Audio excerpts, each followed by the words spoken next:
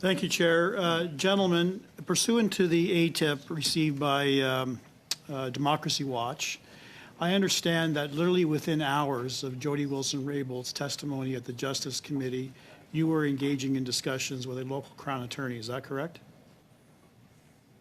I would have said, Mr. Chair, following the review of the testimony, yes, there was some consultation. There was a telephone call. There was actually a meeting with the Crown attorney the very next day.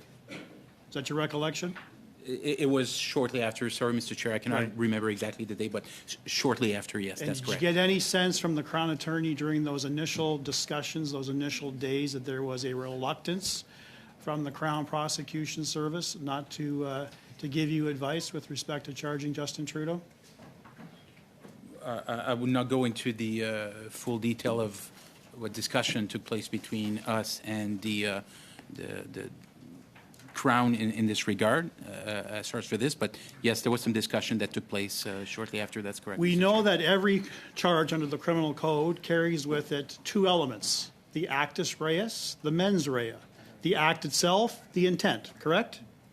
That's correct. And are you familiar with the leading authority on obstruction of justice, Regina versus Beaudre from the Supreme Court of Canada?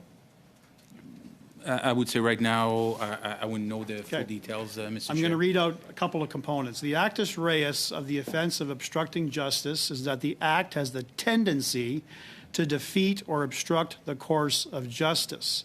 The mens rea is a specific, deliberate intent to do the act which will result in an obstruction of justice.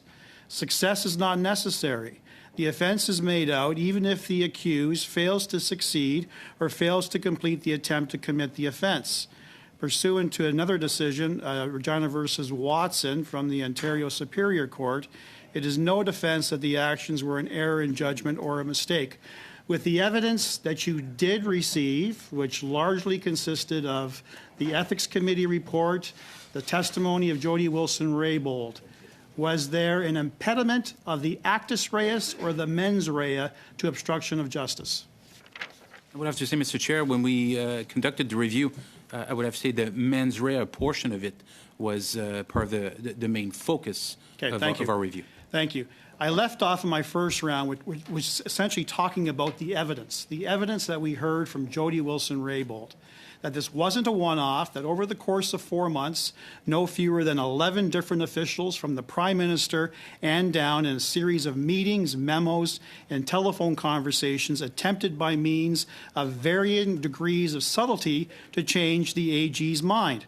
Explicit political considerations were raised.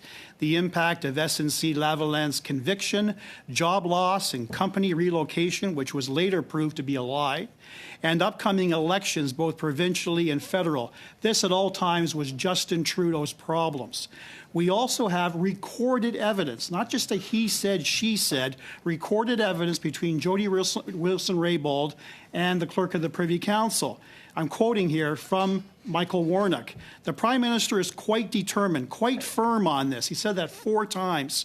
Wants to know why the DPA route is not being used. He's going to find a way to get it done one way or another. He's in that kind of mood. This is really important to him. If that doesn't cry out for a specific intent, I don't know what does. What do you say about that?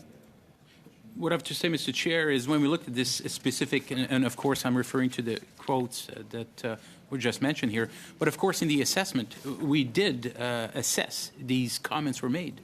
But again, we had to take a more global approach when we looked at all the comments that were made. So of course, our determination vis-a-vis the mens rea portion is based not only on some of the comments, but on the totality of the evidence, the totality of the statements that were made. And the totality is the Prime Minister made this his personal mission to interfere in the criminal prosecution for his own political needs and the needs of SNC-Lavalin. Do you agree or disagree with that statement? Mr. Chair, I would say that the assessment that we've conducted again, our conclusions were that there was insufficient evidence to substantiate an offense. Do you understand why Canadians feel there's a two-level tier justice here in Canada, that the Prime Minister is immune from prosecution because he can hide behind cabinet confidences? He can commit a litany of criminal offences and just say, sorry, cabinet confidence, I'm not going to allow the RCMP to investigate. Do you understand their concerns, sir? Do you understand Canadians' concerns? If you quick response, please. Yes, Mr. Chair. As far as for this, and we're talking about like ethics and criminality here, which sometimes seems to be intertwined. But again, as I indicated earlier, we have to follow the parameters as laid out in the criminal code. Thank you, Mr. Pensas. Mr. Brown.